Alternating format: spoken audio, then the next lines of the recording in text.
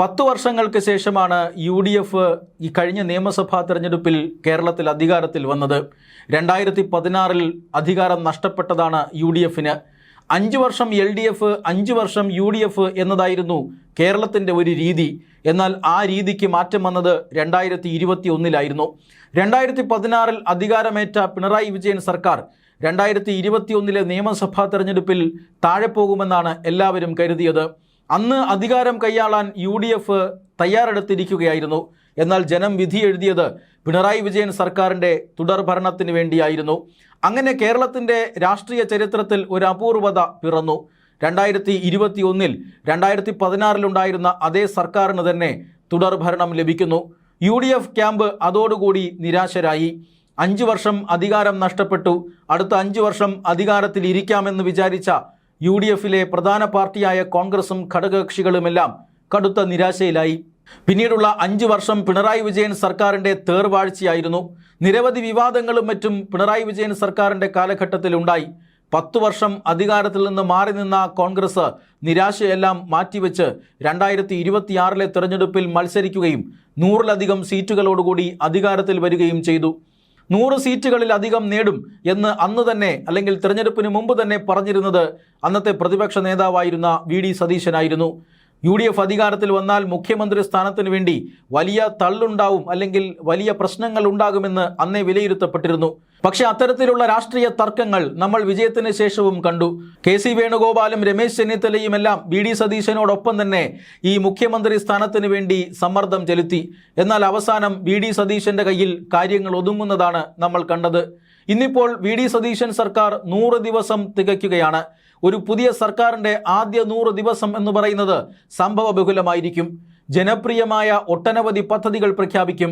അതിവേഗതയിലുള്ള ഭരണം നമുക്ക് കാണാനാകും.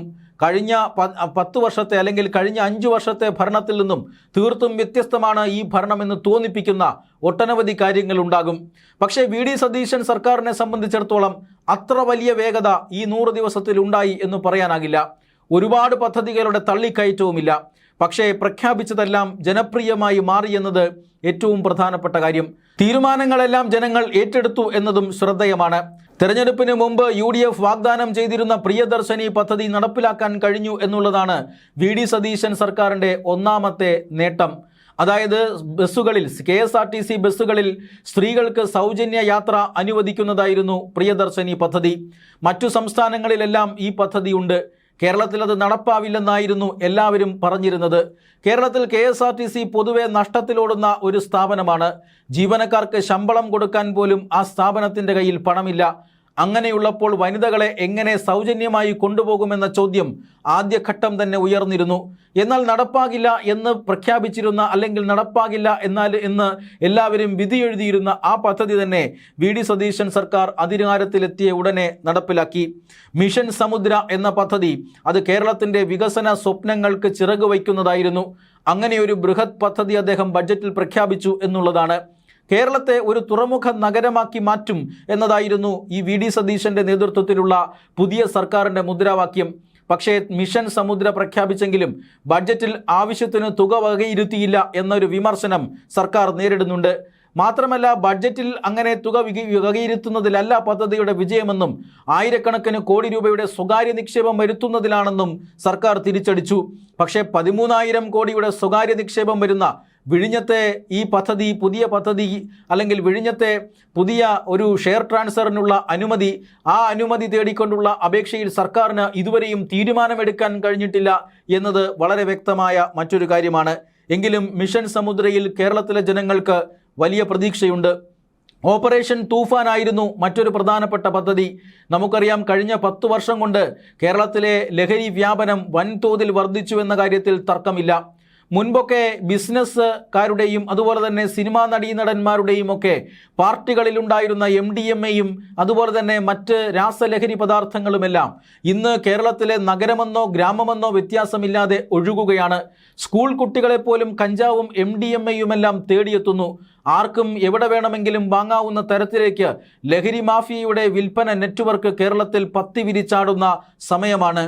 ആ സമയത്താണ് ലഹരി മാഫിയയുടെ വേരറുക്കാനായി ഓപ്പറേഷൻ തൂഫാൻ എന്ന പദ്ധതി കേരളത്തിലെ ആഭ്യന്തര വകുപ്പ് മന്ത്രി രമേശ് ചെന്നിത്തലയുടെ നേതൃത്വത്തിൽ നടപ്പിലാക്കിയത്. ഓപ്പറേഷൻ തൂഫാന്റെ പേരിൽ ആയിരക്കണക്കിന് കേസുകൾ എടുക്കാൻ സാധിച്ചു. ഒട്ടനവധി ആളുകളെ അറസ്റ്റ് ചെയ്തിട്ടുണ്ട്. പക്ഷേ അപ്പോഴും കേരളത്തിലെ മാഫിയ സംഘത്തിന് ചുക്കാൻ പിടിക്കുന്ന തലപ്പത്തിട്ടുള്ളവരെ അറസ്റ്റ് ചെയ്യാനോ ഒന്ന് തൊടാൻ പോലുമോ സാധിച്ചിട്ടില്ല എന്നത് ഓപ്പറേഷൻ തൂഫാനിൽ കരുനിഴൽ വീഴ്ത്തുന്ന ഒന്നാണ്. പക്ഷേ ആളുകൾക്ക് അല്ലെങ്കിൽ ജനങ്ങൾക്ക് പ്രതീക്ഷ നൽകിക്കൊണ്ട് എന്നെങ്കിലും ഒരിക്കൽ ലഹരി മാഫിയയുടെ വേരറുക്കാൻ ഈ പദ്ധതിക്ക് കഴിയുമെന്ന പ്രതീക്ഷയോടുകൂടി ഓപ്പറേഷൻ തൂഫാൻ മുന്നോട്ട് പോവുകയാണ്. കേരളത്തിലെ പോലീസിനെ സംബന്ധിച്ച് ഒട്ടനവധി പഴികൾ കേട്ട 10 വർഷമാണ് കടന്നുപോയത്.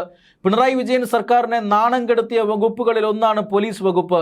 പോലീസ് വകുപ്പിന്റെ പ്രതിച്ഛായ മാറ്റാനായി ആഭ്യന്തരമന്ത്രി മൈ പോലീസ് എന്ന് പറയുന്ന പുതിയ പദ്ധതിക്ക് തുടക്കം കുറിക്കുകയും ചെയ്തു. കേരളമൊട്ടാകെ വലിയ വരവേൽപ്പാണ് മൈ പോലീസ് പദ്ധതിക്ക് ലഭിച്ചത്. ഇങ്ങനെ ഒട്ടനവധി ജനകീയ പ്രഖ്യാപനങ്ങളും പദ്ധതികളും പ്രഖ്യാപിച്ച് സർക്കാർ മുന്നോട്ട് പോവുകയാണ്. പിണറായി വിജയൻ സർക്കാരിന്റെ കാലത്ത് അദ്ദേഹത്തിന് ദുഷ്പേര് കേൾപ്പിച്ച മറ്റൊരു വകുപ്പാണ് ആരോഗ്യ വകുപ്പ്. ആരോഗ്യ വകുപ്പുമായി ബന്ധപ്പെട്ട് ഒട്ടനവധി വിവാദങ്ങളും അതുപോലെ തന്നെ മറ്റ് ചർച്ചകളുമൊക്കെ ഉണ്ടായത് നമ്മൾ കണ്ടതാണ്.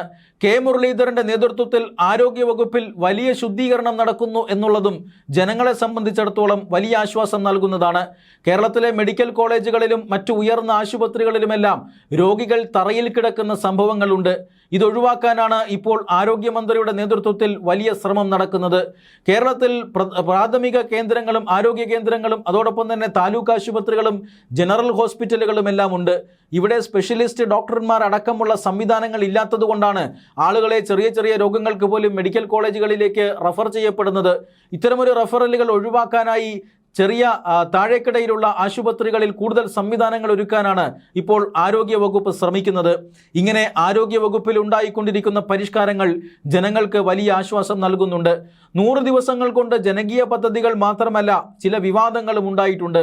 പ്രിയദർശിനി പദ്ധതിയുടെ പേരിൽ കേരളത്തിലെ സ്ത്രീകളെ അപമാനിക്കുന്ന തരത്തിൽ മന്ത്രി CP ജോണിന്റെ ഭാഗത്തു നിന്നുണ്ടായ പ്രസ്താവന വിവാദമായിരുന്നു.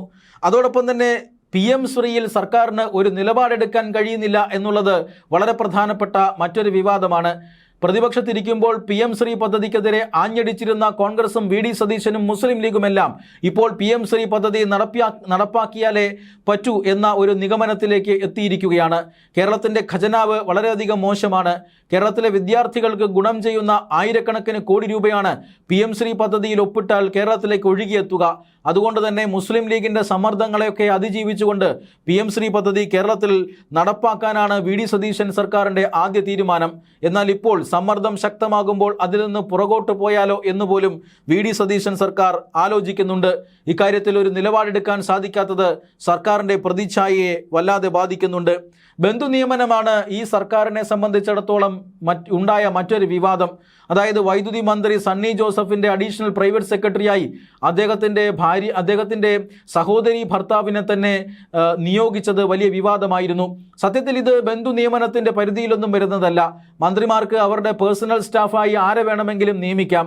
അതിന് അദ്ദേഹത്തിൻ്റെ സഹോദരി ഭർത്താവിനെ നിയമിച്ചതിൽ യഥാർത്ഥത്തിൽ തെറ്റൊന്നുമില്ല.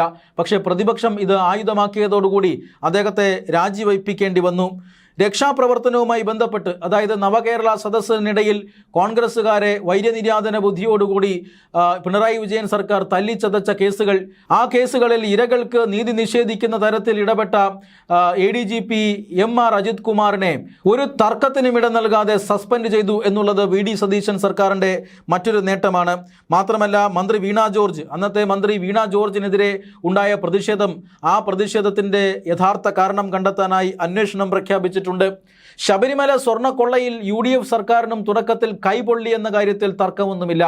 ശബരിമല സ്വർണ്ണക്കൊള്ള കേസിൽ പ്രതിഭാഗത്തിൻ്റെ വക്കീലായിരുന്ന ഒരു അഭിഭാഷകനെ കേരളത്തിലെ ദേവസ്വം ബോർഡിൻ്റെ പ്ലീഡറായി നിയമിച്ചത് വലിയ വിവാദങ്ങൾക്ക് തിരികൊളുത്തിയിരുന്നു.